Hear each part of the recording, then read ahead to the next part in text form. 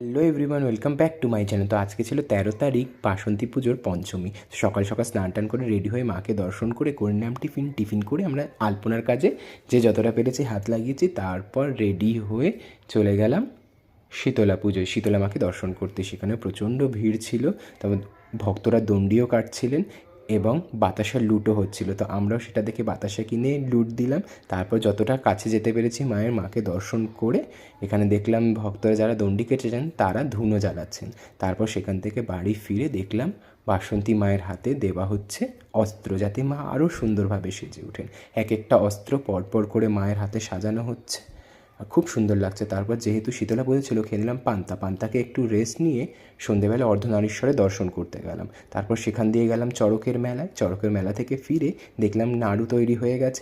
আর এই হচ্ছে আলপনার final look. কেমন হয়েছে অবশ্যই জানিও। Tata. Hello everyone, welcome back to my channel. তো